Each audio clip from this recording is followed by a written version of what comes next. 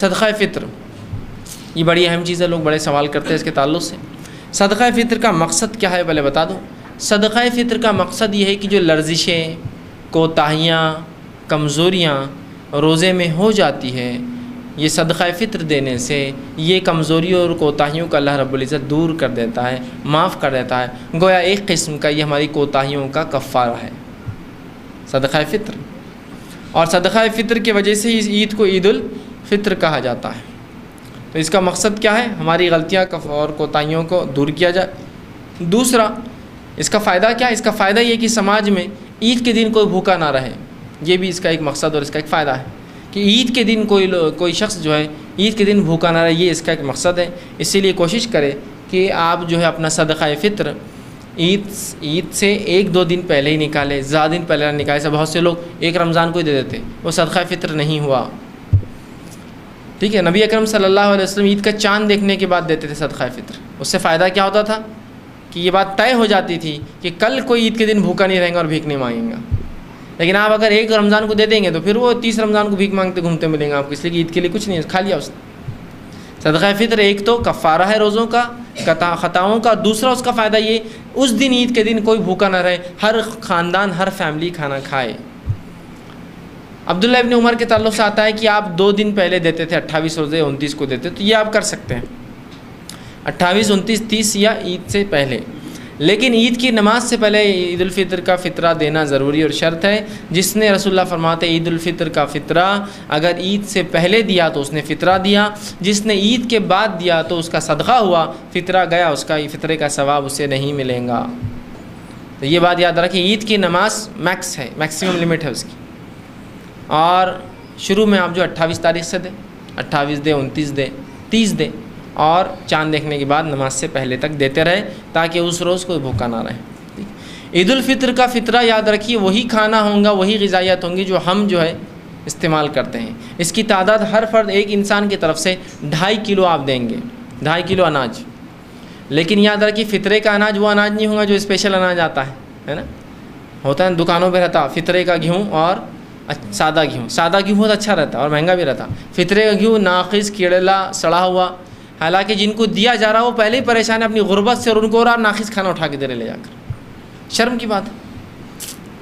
جو پہلے ہی پریشان ہیں بیچارے لوگ وہ ہو رہے۔ بلکہ عید الفطر کا فطرہ وہی دیجیے جو آپ کھاتے ہیں، اور عید الفطر کا فطرہ صرف گیہوں کے شکل میں دینا ضروری نہیں ہے، ٹھیک ہے۔ نبی اکرم صلی اللہ علیہ وسلم کے زمانے میں عید الفطر کا فطرہ جو دیا جاتا تو وہ دیا جاتا آپ سے ان کے تعلق سے آتا ہے کہ حدیث میں آتا ہے کہ عید الفطر کا جو فطرہ صحابہ دیتے وہ یہ ہوتا، گیہوں دیتے، چاول دیتے، مناقہ دیتے، کھجور دیتے اور پنیر دیتے۔ ان 5 چیزوں سے فطرہ دیا جاتا تھا، 2.5 کلو، سب کی تعداد اتنی ہوگی، سمجھے آپ بات کو۔ یہ 5 اس زمانے میں غذائیت تھی۔ عربوں کے لیے کھجور غذائیت ہے، کھجور اور دودھ پورا کھا سکتے ہیں، گیہوں بھی غذائیت ہے، چاول غذائیت ہے، ٹھیک ہے۔ تو یہ پنیر بھی غذائیت، تو کھانے کے طور پہ پنیر کھاتے تھے۔ پنیر اور کھجور ایک پنیر یا اور گھی ایک بہت ان کی ایک پسندیدہ غذا تھی۔ تو یہ تمام غذائیت وہ جو ہے فطرے میں دیتے ہیں۔ تو ہم بھی کوشش کریں صرف گیہوں کو چپک مت جائیے جا کر، اور سستا بھی ہوتا ہے نا، کبھی چاول بھی نکالیے 25-30 روپے کلو والے اچھے والے، یہ بھی صدقہ ہے۔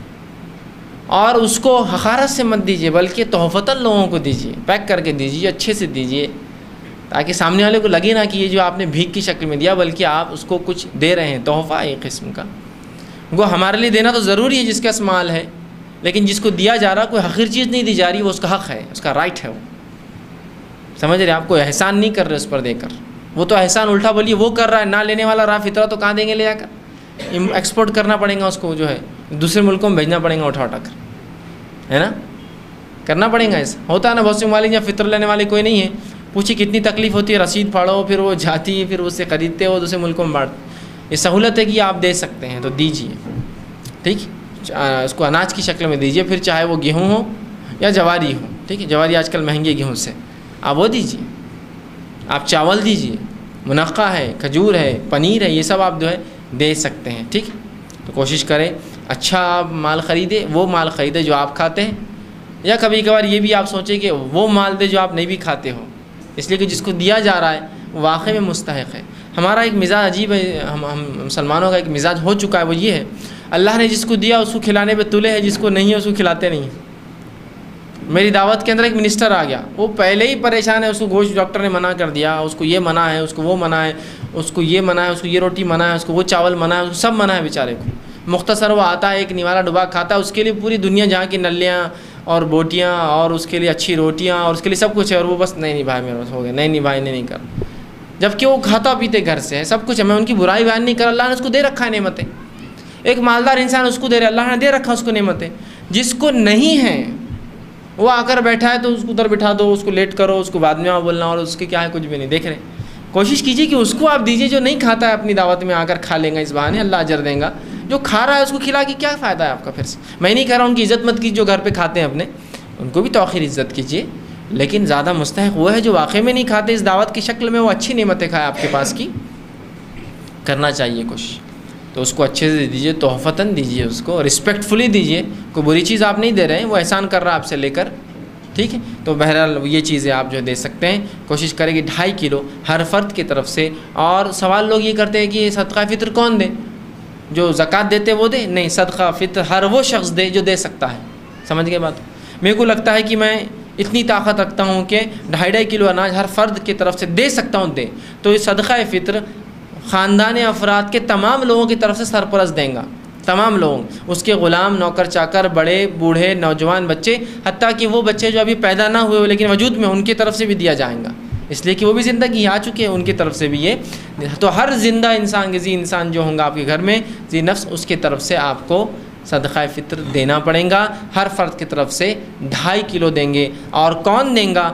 ہر وہ شخص جو دینے کی طاقت رکھتا وہ دیں گا۔ کوئی صاحب نصاب ہونا اس کے لیے شرط نہیں ہے۔ میرے کو لگتا ہے میں دے سکتا ہوں، دے دو، میرے کو لگتا ہے میں دے سکتا ہوں، دے دو۔ لیکن آج مزاج یہ بھی ہو گیا لوگوں کا کہ لینے کے لیے سب بیٹھے ہیں، عجیب مزاج بنا لیا کہ بلکہ کچھ لوگ تو ہوتے ہیں جو فطرہ کلیکشن کرنے نکلتے ہیں، لوڈنگ رکشہ ہوتے ہیں، اس میں تھیلے تھیلے بھر بھر کے 2-2 4-4 کنٹل شام میں جمع کر کے لے جاتے ہیں اور پھر لے آ کے اس کو بیچتے ہیں۔ کیسی عجیب بری بات ہے یہ۔ ایک تو ایسے لوگوں نے جمع ہی نہیں کرنا چاہیے جن کو اللہ نے دے دیا ہو، آپ کی عید ہوگی ختم، آپ لیکن دوسروں کا حق مار لیتے ہیں۔ وہ پروفیشنل بنا لیا انہوں نے کہ بھیک مانگنا ان کا ایک پروفیشن ہے، یہ غلط بات ہے۔ تو آپ مستحق کو ڈھونڈیں اور اس کو لے جا کر صدقہ فطر پہنچائے تاکہ ہر غریب اس امت کا کھائے۔ یہ ایک افسوسناک حالت ہے کہ اتنا ہونے کے باوجود بھی اس امت کے ہزاروں ہزار لوگ آپ دیکھیں گے عید کے دن مانگتے گھومتے ہیں، اور یہ ان کا سوال ہے گھر پہ کپڑے نہیں آئے، کھانے کو نہیں۔ کتنی عجیب بات ہے، مطلب فطرہ ہم برابر نہیں دے رہے ہیں، یا دے تو رہے تو ان کو نہیں دے رہے جو اس کے حقدار ہے۔ کوشش کیجیے مستحقین تک ڈھونڈ کر ان بستیوں کو، ان لوگوں کو، ان گھروں کو شناخت کر کے رکھے اور لے جا کر ان تک فطرے کا گیہوں، چاول، منقع، پنیر، کھجور یا غذائیت میں اور بھی جو قیمتی غذائیت ہو سکتی ہے وہ ضرور پہنچائے تاکہ وہ لوگ بھی عید کے دن کھائے اور بھوکے نہ رہیں۔ 2.5 کلو ہر فرد کی طرف سے، ٹھیک ہے؟ 2.5 کلو، اس سے زیادہ دینا چاہے تو کوئی حرج نہیں ہے، ٹھیک ہے؟ یہ نہیں کہ 2.5 بولے تو نہیں، وہ 2.5 بولے تو بالکل سونے کے ایسا تول کے آپ 2.5 کلو لائیں گے، نہیں، یہ تو کم از کم ہے۔ آپ اس سے زیادہ دینا چاہے اللہ نے استطاعت دیجیے، اور نفل صدقہ میں آ جائیں گا، آپ بالکل اس کو جو ہے کر سکتے ہیں، ٹھیک۔ اس کے علاوہ جو ہے